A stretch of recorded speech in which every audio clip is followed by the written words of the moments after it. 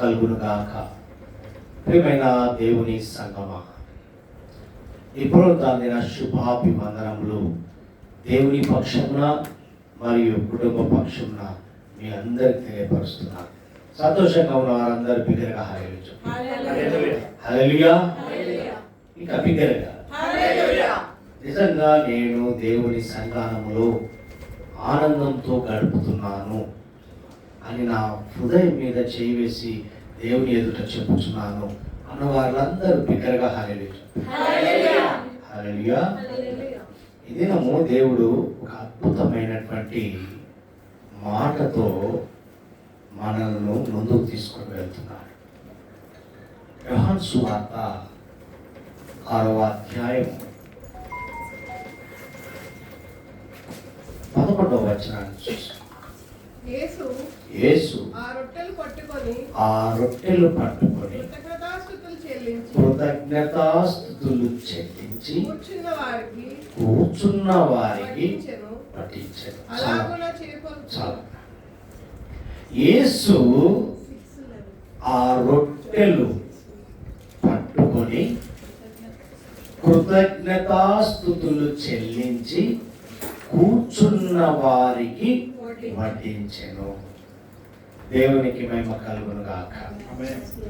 ప్రియమైన దేవుని బిడ్డలారా, ఈ ఉదయకాలమున ఈ పునరుద్ధానము ఆదివారమున దేవుడు ఒక చక్కని సందర్భము మన మధ్యలో పెట్టాడు. ఇక్కడ గమనించండి, యేసు క్రీస్తు ప్రభువారు ఆ రొట్టెలు పట్టుకొని కృతజ్ఞతాస్తుతులు చెల్లించి కూర్చున్న వారికి వడ్డించారు. ఈ దినము మనం ఎక్కడ ఉన్నాం? మనం ఎలా ఉన్నాం? కూర్చొని ఉన్నామా? కూర్చున్న వారికి ఆయన వడ్డించే క్రమంలో ఉన్నారు. ప్రియమైన దేవుని సంగమా, ఈ ఉదయకాలము గమనించినట్లయితే ఒక సందర్భాన్ని ఇక్కడ 1 నుండి 6వ అధ్యాయము 1 నుండి 15 వచనముల వరకు ఒక జర్నీ జరిగింది. అక్కడ ఒక ట్రావెలింగ్, ఒక ప్రయాణము జరిగింది. ఇక్కడ గమనించండి, ఇక్కడ అర్థం ఏంటంటే, మన దగ్గర ఏమీ లేకపోయినా ఇచ్చే దేవుడు యేసు క్రీస్తు ప్రభువారే. మన దగ్గర ఏమీ లేకపోయినా ఇచ్చువాడు ఆయనే, పోషించువాడు ఆయనే. మనము నమ్మగలిగితే, బాగా గమనించండి, నీవు నేను నమ్మగలిగితే దేవుని సమృద్ధి చూడగలం. అమ్మా, నమ్మితే దేవుని కార్యాలు చూతువు అన్నాడు. ఎవరితో మాట్లాడాడు? ఆ మాట ఎవరితో మాట్లాడాడు? స్త్రీతో మాట్లాడాడు. ఆమె ఎవరు? మరియనా? మార్తానా? ఇంకా ఎవరైనా? ఒకవేళ నీవు నేను మనము ఈ సమయంలో నాతోనే మాట్లాడుతున్నావు అనుకుంటే మనం సమృద్ధిలోకి వెళ్ళగలము. ఇక్కడ గమనించండి, ఇక్కడ మనము నమ్మగలిగితే దేవుని సమృద్ధి చూడగలము అని తెలియపరుస్తున్నాడు భక్తుడు. ఈ వాక్య భాగంలో బాగా గమనిస్తే ఈ 6వ అధ్యాయం అనగానే ఏం గుర్తొస్తుందండి? 6వ అధ్యాయం అనగానే 5 రొట్టెలు 2 చేపలు గుర్తుకొస్తాయి. 5,000 మందికి పంచి పెట్టారు. ఇలా గమనిస్తే 5 రొట్టెలు 2 చేపలు 5,000 మందికి పైగా పంచడం ఒక అద్భుతం. అద్భుతమేనా? అందుకే యేసు క్రీస్తు ప్రభువారు ఆ రొట్టెలు పట్టుకొని కృతజ్ఞతాస్తులు చెల్లించి కూర్చున్న వారికి వడ్డించెను అనే క్రమంలో మాట్లాడిన విధానం ఏంటంటే, ఇది అంశము ప్రియమైన దేవుని సంగమా, తక్కువ ఖర్చు ఎక్కువ సమృద్ధి. తక్కువ ఖర్చు ఎక్కువ సమృద్ధి. దేవునికి మహిమ కలుగును గాక. 5 రొట్టెలు 2 చేపలు 5,000 మందికి పంచి పెట్టిన విధానాన్ని చూస్తే తక్కువ ఉన్నాయి, ఎక్కువ సమృద్ధిలోనికి దేవుడు నడిపించాడు. ఇక్కడ జరిగిన సంఘటన ఏంటి అనగా 1వ వచనం చదువు. అటు తరువాత యేసు తిబెరియా సముద్రము అనగా గలిలయ సముద్రము దాటి అద్దరికి వెళ్ళాడు. రోగుల ఎడల ఆయన చేసిన సూచక్రియలను చూసి బహుజనులు ఆయన వెంబడించిరి. యేసు కొండ ఎక్కి తన శిష్యులతో కూడా కూర్చుండెను. చాలా బాగా గమనించాడు. ప్రియమైన దేవుని సంగమా, చిన్న బిడ్డలందరూ గమనించాలి. చెప్పేటప్పుడు నా వైపు చూడాలి, చదవమన్నప్పుడు పరిశుద్ధ గ్రంథం వైపు చూడాలి.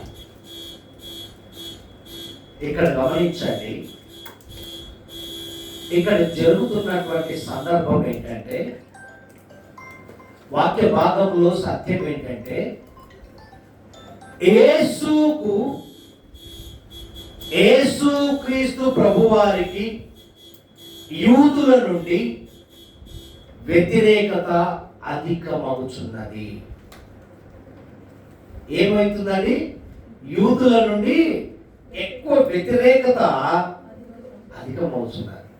అయితే ప్రజలు జన సమూహముగా వచ్చి ఆయనకు విశ్రాంతి లేకుండా చేస్తున్నారు. అందుకు శిష్యులతో కొంత ఏకాంతముగా గడిపి వారిని తర్బీదు చేయుటకు యేసుక్రీస్తు ప్రభువారు గలిలయ సముద్రము దాటి అవతలి వైపుకు వెళ్ళిన సందర్భం ఇది.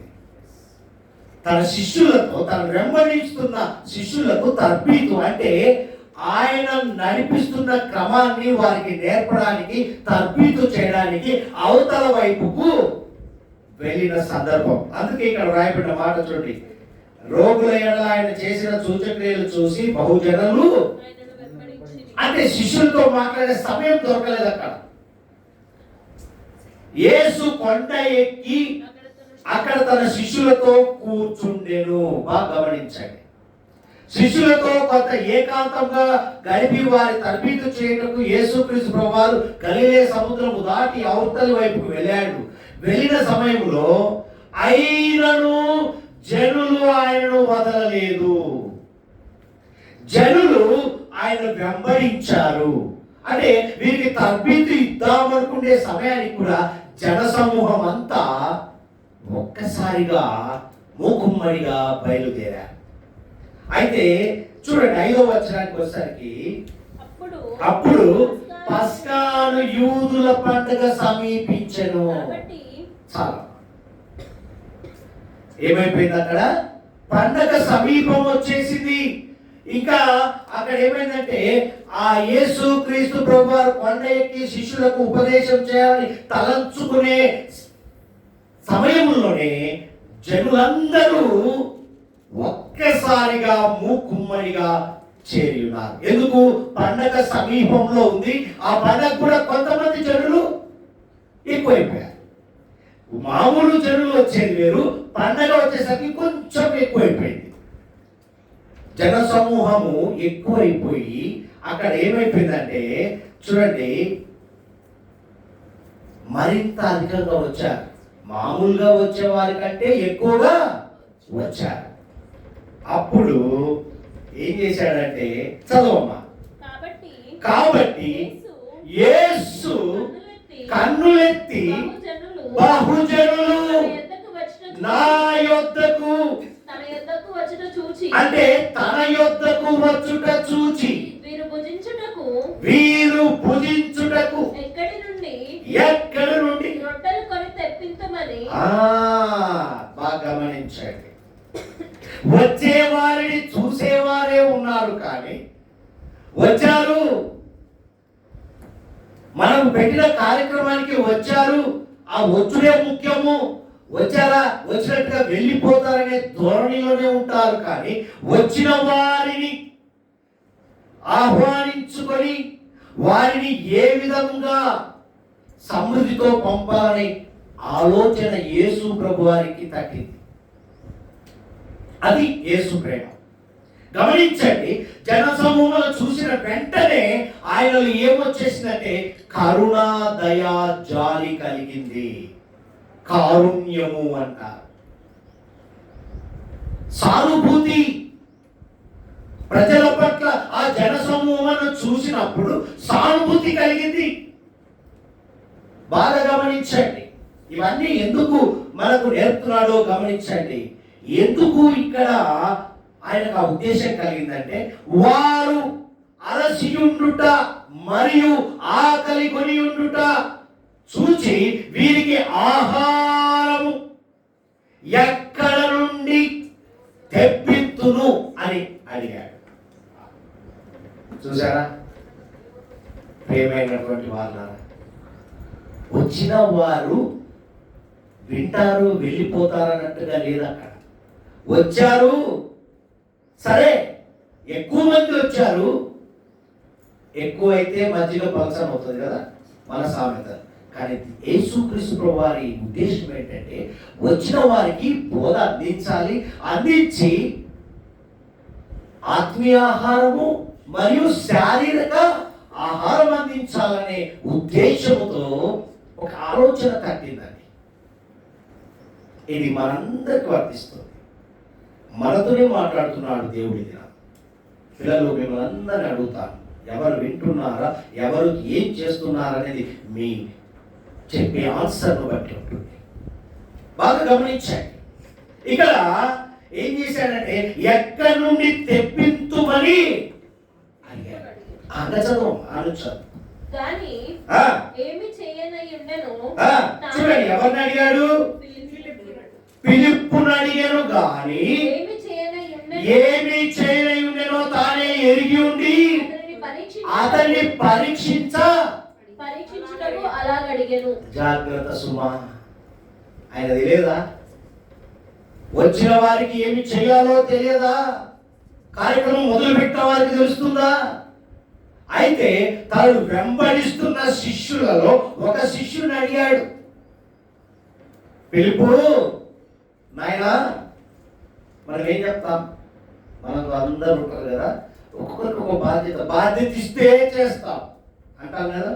బాధ్యత తీసుకున్న వారిని అడుగుతాడు పిలుపు. మరి వాళ్ళు ఆకలి కొని వస్తున్నారు, ఎంతో ఆశతో వస్తున్నారు, మనం చెప్తాం, వింటారు, మరి వారి ఆకలి తీర్చాలి, ఏం చేద్దాం అని. ఇక్కడ చూడండి, పిలుపుని అడిగాను కానీ ఆయన తెలుసు ఏమి చెయ్యాలా, ఎలా కడుపు నింపాలో తెలుసు దేవునికి. అయితే పిలుపుని అడిగాడు. ఇక్కడ ఏమైపోయిందంటే, ఏమి చేయనై ఉండెనో తాను ఎరిగి ఉండి అతన్ని పరీక్షించుటకు అలాగే అడిగాను. యోహాను గారు వివరణ ఇస్తున్నారు. యేసుక్రీస్తు ప్రభువారు ఏం చేయాలో ఆయన తెలుసు, కానీ పిలుపును, నీ ఉద్దేశాన్ని దేవుడు గుర్తించడానికి కొరకై ప్రశ్న వేస్తున్నాడు. నువ్వు కూర్చున్న సమూహంలో ఉన్న వ్యక్తివి, ఆయనను వెంబడిస్తున్న వ్యక్తివి, నువ్వు ఏమి చేస్తున్నావో, నీ ఉద్దేశం ఏంటో, నువ్వు ఎలా ఉన్నావో దేవుడు గమనించడానికే నిన్ను నన్ను పరీక్షిస్తున్నాడు ఈ దినం. పిలుపును అదే అడిగాడు. పిలుపు, ఏం చేద్దాం?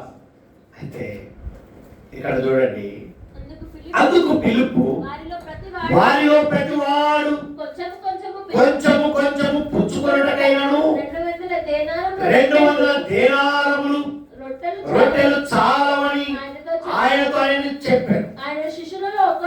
చాలా అందుకు పిలుపు, బాగా గమనించండి, వారిలో ప్రతి వాడును, అయ్యా కొంచెం పెట్టినా, మన వర్షం బాగా గమనించండి, కొంచెం పెట్టినా 200 దేనారముల రొట్టెలు అంటే ఇంకా సంశయమే. అంటే పిలుపు జవాబు ఎలా ఉందంటే నిరాశ కలిగించే విధంగా ఉంది. అంటే నా వల్ల కాదు అని క్లియర్గా చెప్తున్నాడు. అయ్యా మన వల్ల కాదు, వీళ్ళకి మనం పెట్టలేము అంటున్నాడు. వారికి ఒక్కొక్కరికి కొంచెం కొంచెం ఆహారం పెట్టదలిచినా కూడా సుమారు 2 దేనారములు రొట్టెలు చాలవని చెప్తున్నారు. 1 దేనారము ₹1 అండి. ₹1 చూసారా? 50 పైసా చూసారా? చిన్నతనంలో 50 పైసా. 1 దేనారం ₹1 కనుక 200 దేనారములు ₹100 అవసరం. 100 రూపీస్ అవసరం ఆ దినాల్లో. అవునా? అంటే అంతమందికి పెట్టాలి అంటే అప్పట్లో ₹100 అవసరం పడింది. ఈ దినము అదే దినారము అదే ₹100 ఈ రోజు క్యాల్కులేట్ చేసుకుంటే ₹2400 అండి. ₹100 ఎంత? 2000. ఇక మహా అంటే పెరిగితే 2500. కానీ తక్కువ ఖర్చు ఎక్కువ సమృద్ధిలోనికి వెళ్ళడానికి పరిశుద్ధాత్మ కార్యము జరిగింది.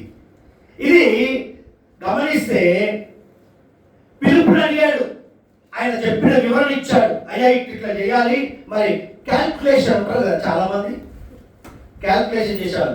బడ్జెట్ పద్మనాభం అంటారు కదా, అలాంటి వారు ఉంటారు. వేసాడు, లెక్కేశాడు, అయ్యా ఇంత అవుతుంది అయ్యా, మరి ఎక్కడి నుంచి తేవాలా అంటున్నాడు. అయితే గమనించండి, పిలుపు నిరాశపరిచే వ్యక్తిగా కనపడ్డాడు. చేసే వ్యక్తిగా ఉన్నారా? నిరాకరించి, అంటే మన వల్ల కాదు అని సంశయంతో ఉన్నాడు.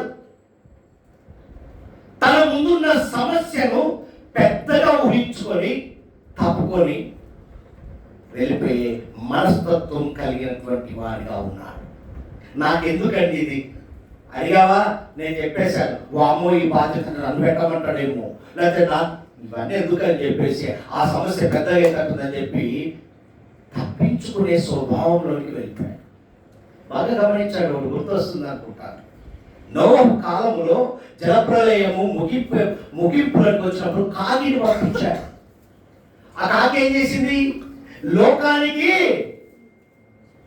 ఆశ పడిపోయింది, ఇక స్వేచ్ఛ వచ్చిందని చెప్పి అది జవాబు తీసుకొస్తాడు. అది పోయి అటే పోయింది, పిలుపు కూడా అటే అయిపోయాడు. ఇదంతా నాకెందుకని తప్పించుకొని జనసమూహంలో కలిశాడు. అంటే ఇక్కడ జరిగిన సంఘటన చూసారా? ఇక్కడ గమనించండి. పిలుపు ఏం చేశాడు? నిరాకరించే వ్యక్తిగా యేసుక్రీస్తు ప్రభువారికి కనపడ్డాడు. ఈ దినము మనలో ఉన్నవారు నిరాకరించే వ్యక్తులుగా ఉన్నారేమో, జాగ్రత్త సుమా. ఆయన తెలుసు, నీ సత్తా ఏంటో తెలుసు, నీలో ఉన్నటువంటి ఫలితం ఏంటో తెలుసు, నీ వ్యక్తిత్వము తెలుసు, నీ పనితనము తెలుసు. అయినా నిన్నే అడుగుతాడు. అవునా? ఎందుకు అడుగుతాడు? నువ్వు చెయ్యలేవని తెలుసు, అయినా నీ ద్వారా కార్యము జరిగించాలని నిన్నే అడుగుతాడు దేవుడు. అప్పుడు ఏం చేస్తావంటే, నాకెందుకులే అని చెప్పి తప్పించుకొని పిలుపు స్వభావం కలిగి ఉన్నావేమో ఈరోజు గుర్తు చేస్తున్నాడండి. ప్రియమైన దేవుని సంగమా, చదవమ్మా ఇప్పుడు 8వ వచనం. ఆయన శిష్యులలో ఒకడు అనగా సీమోను పేతురు సహోదరుడైన ఆంద్రేయ. అబ్బా, అప్పుడు ఆంద్రేయ రంగ ప్రవేశం చేశాడండి. పిలుపు అడిగాడు, నిరాకరించాడు. నా వల్ల కాదయ్యా, అబ్బో 200 దేనారాలు యాదచ్చి పెట్టాలా, మన వల్ల కాదన్నాడు. నిరుత్సాహపరిచాడు, పక్కకు వెళ్ళాడు. మరలా వెంటనే ఏమైపోయాడు చూడండి. ఆయన శిష్యుల్లో ఒకడు అనగా సీమోను పేతురు సహోదరుడైన ఆంద్రేయ రంగంలోనికి ప్రవేశించాడు. చేసి ఏం చేశాడు చూడండి. అక్కడ ఇక్కడ ఉన్న యొక్క చిన్నవాని యొద్ద మనుషులను గమనించే వ్యక్తులుగా ఉండాలి. మనం వచ్చిన వారిని వారు ఏం చేస్తున్నారు, ఎలా ఉన్నారు, వారి దగ్గర ఏమున్నాయి, వారి ఆలోచన ఏంటి అని గమనించే బాడీ గార్డ్స్ని గమనించారు ఎప్పుడన్నా? వారి అలర్ట్గా అంటే వారు కనపడాలని తిరుగుతుంటారా? వారు ఇప్పుడు ఒక సెక్యూరిటీ గార్డ్ ఏం చేస్తారు, రక్షించే పనే కానీ అబ్జర్వేషన్ ఉంటుందండి. మనుషుల కదలికలను గమనిస్తారు. ఆంధ్రే అదే చేశాడు, చూశాడు, కన్ను వేశాడు, ఎవరెవరి దగ్గర ఏమున్నాయో గమనిస్తూ చూస్తున్నాడు. ఒక కార్యం చేయాలి అంటే మనకు ఏముండాలి? అబ్జర్వేషన్ ఉండాలి, ప్రయత్నించే గుణం ఉండాలి. ఇక్కడ కూడా చూడండి ఏం చేశాడు, ఇక్కడ ఉన్న ఒక చిన్నవాడి యొక్క 5 యవల రొట్టెలు 2 చిన్న చేపలు ఉన్నవి కానీ, ఇక్కడ చూడండి గాని గాని అనే మెన్షన్ ఉంది. ఇక్కడ కూడా పిలుపు గాని ఇంతమందికి ఇవి ఏమాత్రమని హల్లెలూయా ఉన్నాయి, దొరికాయి కానీ అంటున్నాడు. అంటే ఇక్కడ గమనిస్తే చూడండి, ఒక చిన్నవాడి యొక్క 5 యవల రొట్టెలు 2 చిన్న చేపలు ఉన్నవి కానీ ఇవి ఏమాత్రము సరిపోవని సందేహము లేకుండా, డౌట్ వచ్చినా కూడా మళ్ళీ ఏం చేశాడు, సందేహం అనేది లేకుండా ఒక ఆధారాన్ని కనుగొన్నాడు, ఒక సొల్యూషన్. ప్రియమైన దేవుని బిడ్డారా, ఒక ఆధారం దొరికిందట. అబ్బా ఒకడైతే దొరికింది, తర్వాత ఆలోచిద్దాం, స్టెప్ వేద్దాం, అడుగు వేయకుండా వెనక్కి వేస్తే రాండి. ఒక ముందు అడుగు వేశాడు, ఆధారం దొరికింది. 5 రొట్టెలు 2 చేపలు దొరికాయి అని చెప్పి ఆ రొట్టెలు ఆ బాలునికి ఒక పూటకు సరిపడే ఆహారం. బాగా గమనించండి, ఆ రొట్టెలు మంచి తల్లి ఆమె ఎవరు కదా, మంచి తల్లి. ఆ పిల్లోడికి కావాల్సిన వాటి డిస్టర్బ్ చేయొద్దని వాటిని అన్ని తెచ్చిచ్చేసి, తల్లులారా జాగ్రత్త, మీరు కూడా అలాగే చేయండి. మన మధ్యలో పండుగ అడుగుతాడు, స్టోరీ బాగుంటుంది చూడండి. ఎంత బాగా అంటే చూడండి, ఆ రొట్టెలు ఆ బాలుడికి ఒక పూటకు సరిపడే ఆహారం. ఈ బాలుడిని ఆంధ్రేయ యేసులతో తెచ్చాడు. వాడు అడుగుతిస్తాడా? పండుగ ఇస్తాడు అనుకుంటా. బాగా గమనించాడు. తీసుకొచ్చి ఏం చేశాడంటే ఆలోచన చేశాడు. ప్రజలకు వనరులను యేసులతో తెచ్చే అలవాటు ఆంధ్రేయకు ఉంది. ప్రజలను తీసుకొచ్చేది, ప్రజలకు ఏం కావాలో, ప్రజలకు ఏమవసరమో అనే గుణం కలిగిన ఆంధ్రేయకు ఉందండి శిష్యునికి. అలాంటి అనుభవం మనలో ఉండాలి. పిలుచుకురావాలి, పిలుచుకొచ్చి నాకేం సంబంధం నువ్వే చూసుకున్నట్టు కాదు. పిలుచుకొచ్చిన వారిని ఏం చేయాలి? ఆతిథ్యం మరవకుడి. మనం ఎలా ఉండాలి? పిలిచామా, వారిని పిలిచినట్టుగానే మనం ఏం చేయాలి? మర్యాద పూర్వకంగా వారిని ఏ లోటు లేకుండా చేయాలి. అది నీకు ఇచ్చినటువంటి దేవుడు ఇచ్చినటువంటి గొప్ప లక్షణం. ఇక్కడ కూడా అందరూ అదే చేశాడు. ఆలోచన ఆయనకు ఉంది. అందుకే ఆ చిన్నవాడిని తీసుకొచ్చాడు. తీసుకొచ్చి ఏమైందమ్మా చూడు, ఇక్కడ ఉన్న యొక్క చిన్నవాని యొక్క 5 యవల రొట్టెలు 2 చిన్న చేపలు ఉన్నవి కానీ ఇంతమందికి ఏమాత్రమని ఆయనతో అనగా తీసుకొచ్చాడు. వాళ్ళ దగ్గర ఉన్నాయి తీసుకొచ్చి, అయ్యా ఇగో ఈ చిన్నవాళ్ళ దగ్గర ఉన్నాయని ఎదురు నిలబెట్టాడు. అయితే ఏమైపోయిందంటే అక్కడ యేసు జనులను కూర్చుండబెట్టుడని. హల్లెలూయా.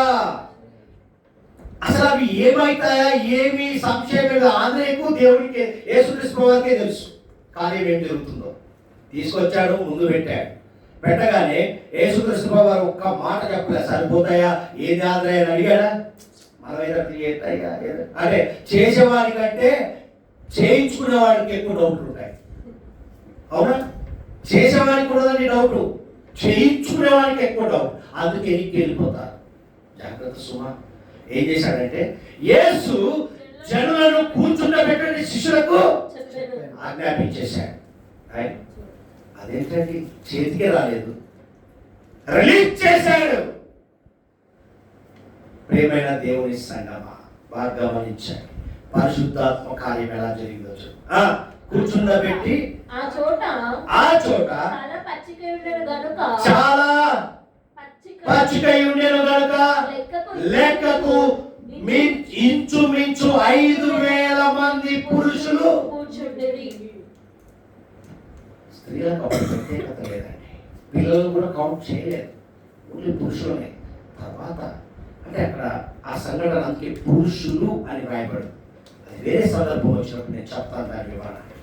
ఇక్కడ చూస్తే చూడండి, జనులను కూర్చుండబెట్టుమని చెప్పాను, ఆ చోట చాలా పచ్చికై ఉండేను కనుక లెక్కకు ఇంచుమించు 5,000 మంది పురుషులు కూర్చుండిరి. దేవునికి మహిమ కలుగును గాక. ఇంకా ఎక్కువ ఉండొచ్చు. ప్రియమైన దేవుని బిడ్డలారా, అప్పుడు ఏం చేశాడంటే యేసు ఆ రొట్టెలు పట్టుకొని కృతజ్ఞతాస్తులు చెల్లించి కూర్చున్న వారికి వడ్డించెను. అంటే చిన్నపిల్లడు ఇచ్చాడా లాక్కున్నాడా? దేవునికి మహిమ కలుగును గాక. ప్రియమైన దేవుని బిడ్డలారా, ఇక్కడ గమనించండి, ప్రజలు తృప్తిగా పూజించారు, కార్యం జరిగిపోయింది. ఇక్కడ మొదటి వ్యక్తి ఫిలిప్పును అడిగాడు, నిరాకరించాడు, సంశయంతో తిరిగి వెళ్ళిపోయాడు. రెండో వ్యక్తి ఆంద్రేయ సెలవు తీసుకున్నాడు, ఏం చేశాడు?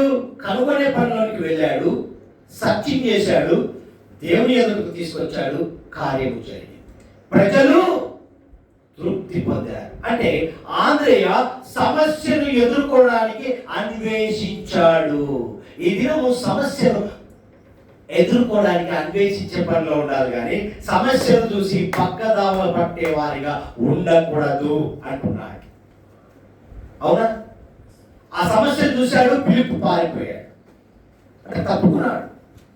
ఇక్కడ ఆంధ్రేయ ఏం చేశాడు? ఆ సమస్యను ఎదుర్కొని పరిష్కరించాడు, సాల్వ్ చేశాడు.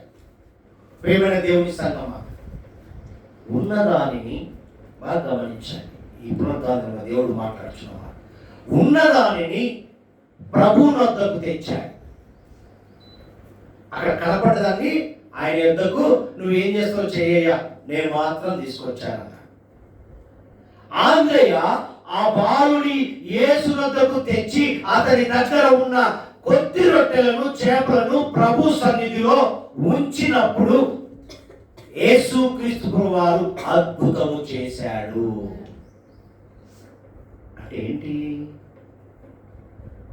కొద్దిదే, తక్కువ ఖర్చు ఎక్కువ సమృద్ధి. అంటే దేవుని సన్నిధానంకు వచ్చేది నీకు కొద్ది సమయమే, కానీ నువ్వు ఆ కొద్ది సమయంలో విస్తరించి అనుభవంలోనికి వెళ్ళే క్రమము పెద్దది. నువ్వు రావడము కొద్దిగే ఆ సమయం, కానీ వచ్చాక నీ అభివృద్ధి విస్తారంగా ఉంటుంది. తక్కువ ఖర్చు ఎక్కువ సమృద్ధి అంటే నీకు దేవుని దగ్గర రావడం తక్కువ ఖర్చే, కానీ ఎక్కువ సమృద్ధిలోనికి వెళ్తావు. మీరు భూమిని విస్తరించి నిండించి ఫలించి ఆరంభ దశలో చెప్పిన దేవుడు మాట్లాడాడు. అంటే నువ్వు కొద్దిదే దేవుని దగ్గరికి తీసుకురావాల్సింది ఏంటో కూడా బయలుపరుస్తున్నాడు. మూడవ వ్యక్తి ఎవరు? మొదటిగా ఫిలిప్పు, రెండవ ఆంద్రేయ. 5 రొట్టెలు 2 చేపలు 5,000 మందికి పంచిపెట్టాలి. దాని మధ్యలో జరిగిన ప్రయాణము, దాని మధ్యలో జరిగిన ప్రయాసము ఇన్ని విధాలు ఉందండి. మనకు కనపడేదేంటి? జనసమూహం వచ్చేసింది, యేసుక్రీస్తు ప్రభువారి దగ్గరికి 5 రొట్టెలు 2 చేపలు చిన్న పిల్లల దగ్గర తీసుకొచ్చాడు ఆంద్రేయ, లాక్కొచ్చాడు, మరి వాటిని ఏడిపించాడు, ఇవన్నీ మనకు తెలియదు. కానీ జరిగినది ఒక పిలుపు, అంటే ఒక వ్యక్తిని ఎన్నుకున్నాడు దేవుడు, నిరాకరించాడు. మరొక వ్యక్తి వచ్చాడు, సమస్యను ఎదుర్కొన్నాడు, దేవుని దగ్గర తీసుకొచ్చాడు. మూడవ వ్యక్తి ఎవరో తెలుసా? ఆ బాలుడు. ఎవరండి? 5 అవల రొట్టెలు 2 చేపలు దగ్గర ఉన్న బాలుడు. గమనించండి, అతని దగ్గర ఉన్న ఆహారం, ఆ చిన్న బాలుడి దగ్గర ఉన్న ఆహారము అతనికి ఒక పూటకు సరిపడే ఆహారం అయినను అవి ప్రభువుకు ఇచ్చుటకు ముందుకొచ్చాడు. తనకు సంబంధించింది, తన అవసరత తీరుతుంది, తన ఆకలి తీరుతుంది అనుకున్నప్పుడు దేవుని యొద్దకు వచ్చి దేవుడు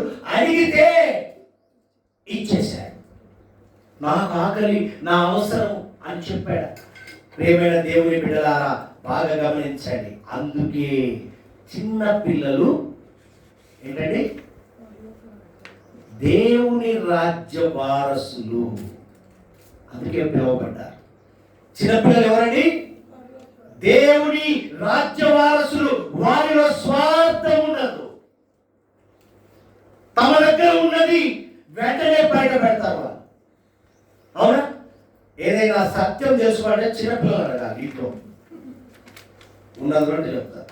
అందుకే పిల్లలకు నోరు ఉతరాయి జాగ్రత్త. పిల్లలు భయం చెప్తారు తల్లిదండ్రులు. అవునా? ఇది వాస్తవం అండి.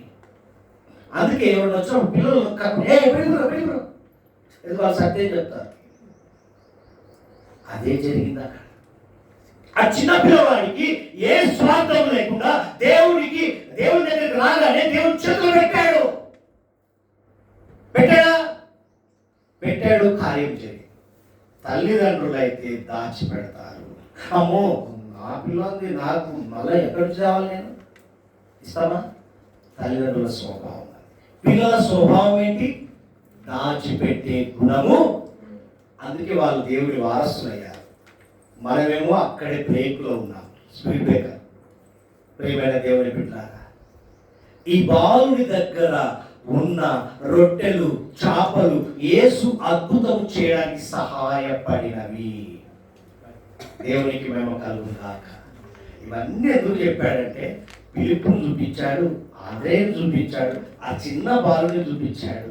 ఇవన్నీ చూపించుకుంటూ అంత గొప్ప అద్భుతం ఎందుకు చేశాడో తెలుసా?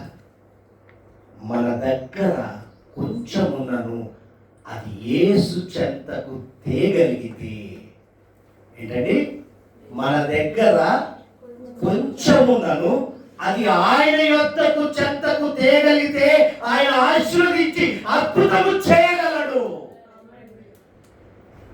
చిన్న హృదయం. ఆయన కోరుకునేదంటే నీ హృదయంలో కొంచెం స్థానం, ఆ స్థానం ఇవ్వగలిగితే గొప్ప ఇంటిని నీకు ఇవ్వబోతున్నాడు. గొప్ప స్థానము నీకు కలగజేయబోతున్నాడు. ఆ చిన్న మనసు ఆయన యొద్దకు తీసుకురాగలిగితే పెద్ద మనసుతో తిరిగి వెళ్తూగాక. ఆ చిన్న మనసు కోసమే నీకు ఇంత హితబోధ చేస్తున్నాడండి. పిలుపుని చూపించాడు. ఆయన చెయ్యగలిగి ఆయనకు అవుతుంది. ఆయన చేయలేడా అద్భుత కార్యాలు? శిష్యులకే తర్బీదు చేయాలనుకున్న వాడు జనసమూహము పొర్లి వస్తున్న క్రమాన్ని చూసిన వ్యక్తి వచ్చిన వారికి ఏ విధంగా వడ్డించాలో చేసేవారికి తెలియదా? పోయిన నీళ్ళు పోయి అనవా కల్తీలు చేస్తారు. యేసుక్రీస్తు వారు కల్తీ చేశాడా? పరిశుద్ధాత్మ కార్యము జరిగింది. చేత పట్టుకున్నాడు, తండ్రి వైపు చూశాడు. మనం కూడా అలాగే ఉండాలి. నీ దగ్గర ఉన్న కొంచెమే ఆయన ఏదో తెచ్చి చేతులు ఎత్తి ప్రార్థన చేయి, కన్నులు ఎత్తి ప్రార్థన చేయి, ఆయన వైపు చూడు, కార్యం చూస్తావు. నీ దగ్గర ఉన్నది చిన్న మనసే పెద్ద మనసుగా తిరిగి వెళుదుగాక. చెయ్యగలడు అని చెప్పి ఇక్కడ ఏం చేశాడంటే తన శిష్యులను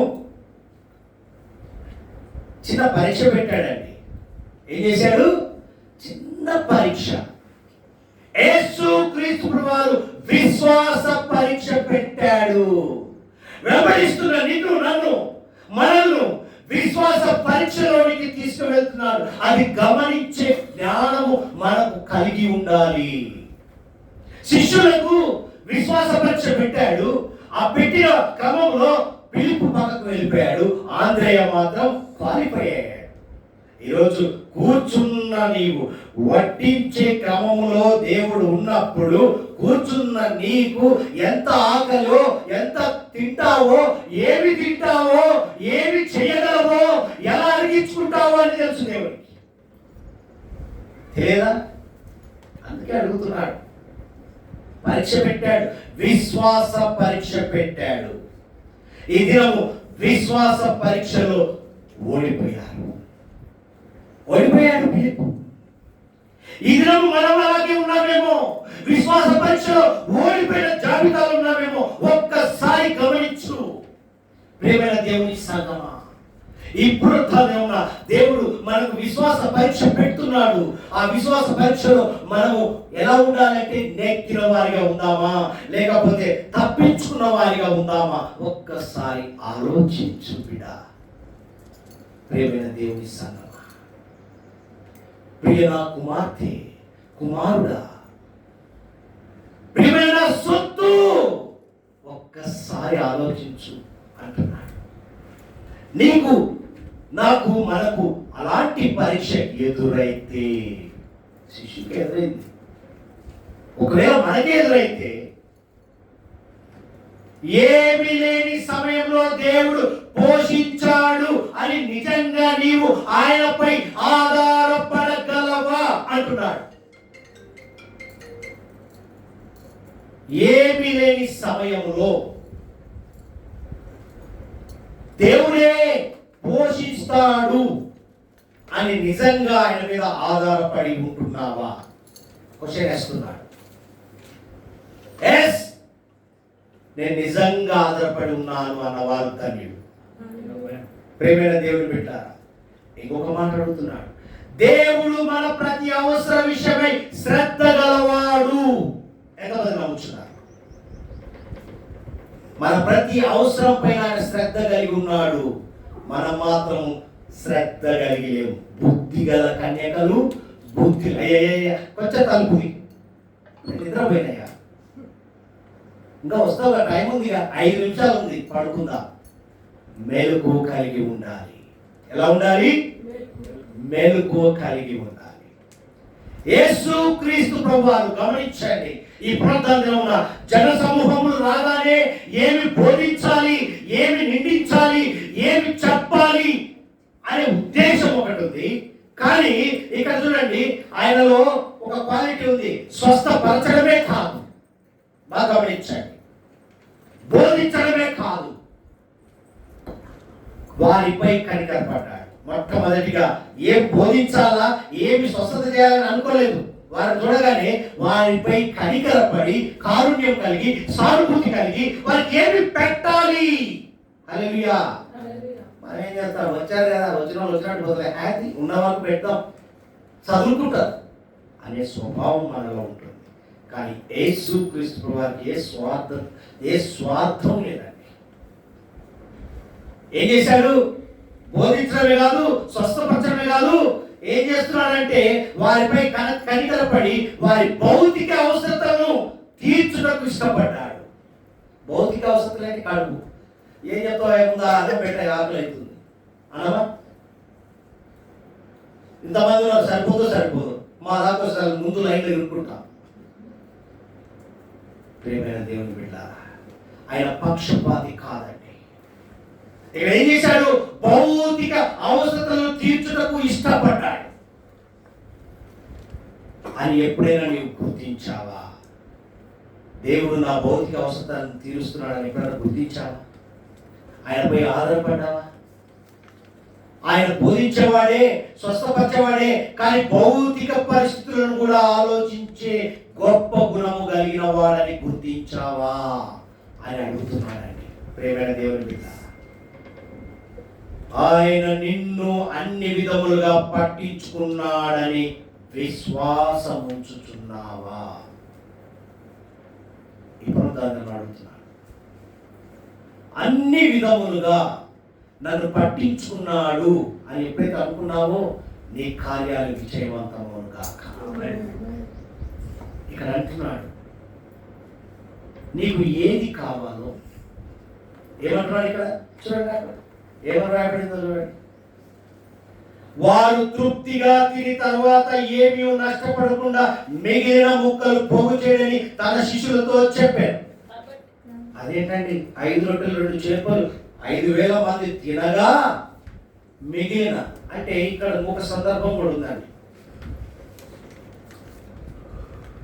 వాళ్ళు తినేటప్పుడు కొన్ని ముక్కలు సేవకులు తినాలని ఉంచుతారు. సగం రొట్టె తింటారు వాళ్ళు, సగం రొట్టె అలాగే ఉంటుంది ఆ ముక్కలు. అయితే ఇక్కడ జనసమూహంలో వచ్చేవారు ఏం చేస్తారంటే, అక్కడ ప్రజలు, అప్పుడు జనసమూహం ఎట్లాంటిదంటే వచ్చేటప్పుడు సీసా ఆకారంలో గంపలు ఉంటాయి. సీసా ఆకారంలో గంపలు ఉంటాయి. ఆ గంపలు ఖాళీ గంపలు ఎప్పటి తెచ్చుకుంటారు, అలవాటు. గంప ఎంబడి ఉంటుంది. ఆ సేవకులు తిన్నవారు ముక్కలు మిగిల్చడం ఒక ఆనవాయితీ, ఈ గంప తెచ్చుకోవడం ఒక ఆనవాయితీ. అయితే ఇక్కడ జరిగిన సంఘటన చూడండి.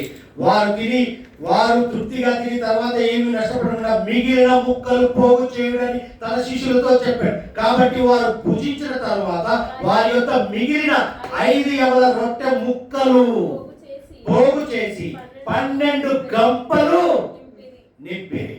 ఆ మనుషులు యేసు చేసిన సూచక్రియను చూసి నిజముగా ఈ లోకముకు రాబో ప్రవక్త ఈయనే. ప్రియమైన దేవుని బిడ్డారా, రాజుగా చేయుటకు వారు వచ్చి తన్ను బలవంతంగా పట్టుకొని పోతున్నారని యేసు ఎరిగి మరలా కొండకు, అంటే నేను చేసిన దాన్ని బట్టి ఆయన రాజుగా చేస్తారని చెప్పి, అంటే ఇంకా ప్రజలు గ్రహించలేకపోతున్నారు దేవుని అద్భుతం అని చెప్పి ఆయన ఏం చేశారు, కొండను అడేమంటారు, పారిపోలేదండి. అది ఇంకొక సందర్భము. దేవుని అద్భుతాలు అంటే ఇన్ని క్రమాలు ఎందుకు చెప్తూ వస్తున్నాడంటే, నీకు ఏది కావాలో ఎప్పుడు ఇవ్వాలో తన సమయంలో తన మహిమలో తన మహిమ కార్యాలు నీ ప్రతి అవసరము తీర్చువాడు యేసు క్రీస్తు ప్రభువారే తప్ప ఇంకెవరు లేరు. నీకు ఏ సమయంలో ఏమి ఇవ్వాలి, అందుకని తగిన సమయంలో తగిన కాలంలో తగిన సమయంలో దేవుడు నీకు ఇస్తాడు. నువ్వు అడిగినప్పుడు ఇవ్వడు దేవుడు. నీ అవసరం ఏంటో దేవుడికి తెలుసు, నీ ఉద్దేశాలు ఏంటో తెలుసు, నువ్వు ఏమి చేయించున్నావో దేవుడికి తెలుసు. జనసమూహం కూర్చున్నారు కదా, అందరూ కూర్చున్నవారు ఏం చేశారు, కూర్చున్న వారికి ఆయన బోధిస్తున్నాడు, స్వస్థత చేస్తున్నాడు, కనిపింపాడు. కానీ కూర్చున్న నీవు వింటున్నావా, చూస్తున్నావా, ఏం చేస్తున్నావు, నీ దృష్టి ఎక్కడుంది, నీ తలపు ఎక్కడుంది అన్నీ గమనిస్తాడండి. వచ్చాం కూర్చున్నావు, ఏం కాదు దేవుడు చూసుకుంటాడని అనుకుంటున్నావు, నీ పనిలోనే ఉంటున్నావు. దేవుని కార్యాల వైపు చూడడం లేదు. నీ స్వహస్తాలతో ఆ పనుల మీదనే నీ ఆధారపడిన జీవితంతో వెనక్కి వెళ్ళిపోతున్నావు. పిలుపులాగా దేవుడు పిలిచాడు నిన్ను, దేవుడు ఎన్నుకున్నాడు నిన్ను. ఎన్నుకున్న క్రమంలో నీకు బాధ్యత ఇచ్చాడు. నువ్వు ఏం చేస్తున్నావు, ఎలా ఉంటున్నావు, నీకు ఏ అవసరం ఏంటి, ఎప్పుడు తీర్చాలో ఆయన తెలుసు. కానీ నువ్వు విశ్వసించే గుణం నీలో ఉండాలి. అవునా? ఒక దగ్గరికి వెళ్తావు, ఒక డాక్టర్ దగ్గరికి వెళ్తావు, ఆ డాక్టర్ దగ్గర చెయ్యి వస్తావాలేండి, ఎలా వస్తుందా, అదే మందులు రాస్తాడు, అదే ట్రీట్మెంట్ ఉంటుంది. నమ్మకం, విశ్వాసం. ఆ డాక్టర్ కాడికి వెళ్తే బాగుంటుందంటే ఆయన దగ్గరికి వెళ్తే కార్యం జరుగుతుంది, ఆయన చెయ్యగలడు అనే మనసులో నీకు నాటుకున్నావే. ఆ నాటుకునే గుణం దేవుని యొద్దకు రా, ఆయన సరి యొద్దకు రా, సమృద్ధితో వెళ్తా. చిన్న మనసుతో రా, పెద్ద మనసుతో వెళ్తాం. చిన్నది తీసుకొని రా దేవుని దగ్గరికి, పెద్ద ఆశీర్వాదంతో తిరిగి వెళ్తాం. తక్కువ ఖర్చు, ఎక్కువ సమృద్ధిలోనికి వెళ్తుగా. ప్రతి పరిస్థితిలో నీపై ఆధారపడడం నాకు నేర్పించయ్యా ఎప్పుడైతే అడుగుతావో ఫలించి అభివృద్ధి చెందుతావు, అభివృద్ధిలోనికి వెళ్తావు. కాబట్టి 5 రొట్టెలు 2 చేపలు 5,000 మందికి పంచి పెట్టగా 12 గంపలు ఎత్తారంటే ఎంత అద్భుతం అంటే. మరి నీవు అలాగా ఉన్నావా? కనుగొనే పనిలో ఉన్నావా? ఆంధ్రేయులాగా ఉన్నావా? చిన్న బాలులాగా ఉన్నావా? ఎలా ఉన్నావు ఒకసారి పరీక్షించు. నీ దగ్గర కొంచెం దేవుడు, నాకు కొంచెం ఇస్తే దేవుడు. మరి విధవరాల సంగతి తెలుసు కదా మా అందరికి, నువ్వు చచ్చిపోదాం అనుకున్నది, సమృద్ధిలోనికి వెళ్ళింది. మనం కూడా అంతే. ఈ నెల ఉన్నదే కొంచెం దేవునికి ఇస్తే ఎట్లా, ఇచ్చి శోధించు అన్నాడు. నీ దగ్గర ఉన్న కొంచెం దేవుని దగ్గర తీసుకురా, సమృద్ధిలోనికి వెళుతుగా. ఆ కొంచెం ఏంటంటే నీ చిన్న కుటుంబం. ఆయన అడిగేదేంటి, నీవు, నీ భర్త, నీ పిల్లలు అందరూ వచ్చి ఆయన సన్నిధానంలో ఆరాధించండి, గణపరచండి, ఏమంటున్నాడు, కీర్తించండి అంటున్నాడు. కాబట్టి సన్నిధానానికి రండి, సమృద్ధితో వెళ్ళండి. నీ కొంచెం దేవుని దగ్గర తీసుకురా, కొంచెం మనసు పెట్టు, సమృద్ధితో తిరిగి వెళుదువు గాక, విస్తరించబడును గాక. దేవుడి మాటలు దీవించును గాక. 5 రొట్టెలు 2 చేపలు